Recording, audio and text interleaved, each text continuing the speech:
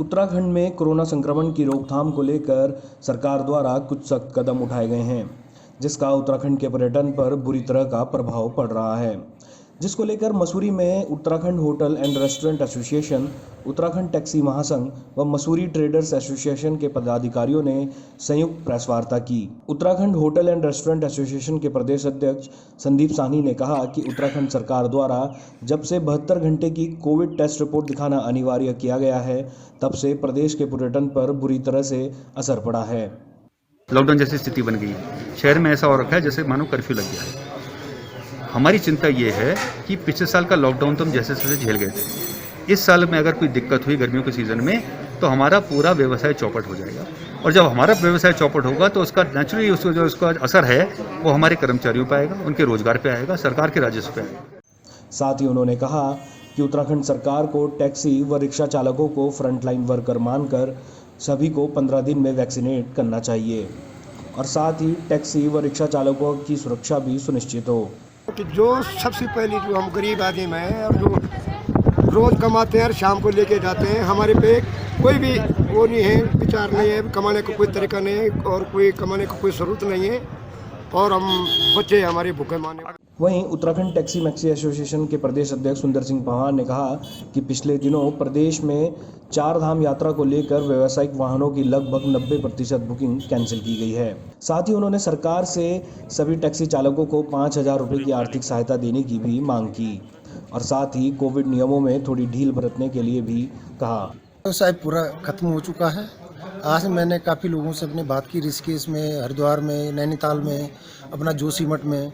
मैंने लोगों को जो मैंने आज क्वेरी की है उसमें 85-90% हमारी जो बुकिंग थी 4 धाम की, वो सारी ख़त्म हो चुकी है। वो सारी बुकिंगें आज कैंसिल हो चुकी है 2-3 दिनों से। जो कोरोना की जो ये रिपोर्ट जा रही है कि ये बहुत फैल गया, RT-PCR रिपोर्ट उत्तराखंड में कंपलसरी है, तो इससे सब लोग थोड़ा भयभीत हैं। मसूरी में होटल व टैक्सी एसोसिएशन के अलावा मसूरी के छोटे व्यापारी भी कोरोना की मार को झेल रहे हैं, परंतु सरकार ने कोरोना काल का भी कोई ऐसा लाभ नहीं दे पाई। और अब जबकि थोड़ा सा पर्यटन मसूरी आने शुरू हो गया था, तो थोड़ा सा उम्मीद जग रही थी कि होम स्टे जो छोटा व्यापारी है वो कर सके, लाभ ले सके।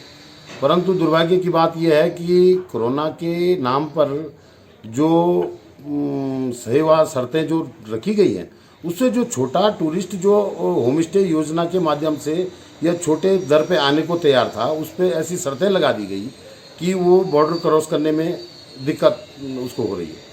जिस पर मसूरी ट्रेडर्स एसोसिएशन के अध्यक्ष रजत अग्रवाल ने कहा कि कोरोना संक्रमण को लेकर कई प्रदेशों में रात्रि लॉकडाउन के साथ वीकेंड में लॉकडाउन लगा दिया है, जिससे उत्तराखंड का पर्यटन बुरी तरह से प्रभावित हो गया है।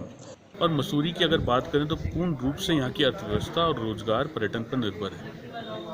महाराष्ट्र, गुजरात, दिल्ली, पंजाब आदि कई राज्यों द्वारा नाइट लॉकडाउन, वीकेंड लॉकडाउन लगा दिया गया है, जिसके तहत उत्तराखंड का व्यवसाय प्रभावित हुआ है।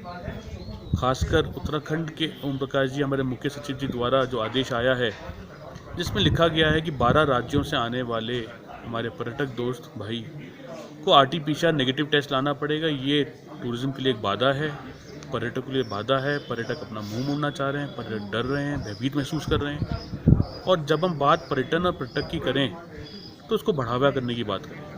उत्तराखंड की में रोजगार की स्थिति को देखते हुए, व्यवसाय की स्थिति को देखते हुए पर्यटकों को आने की अनुमति दी जाए।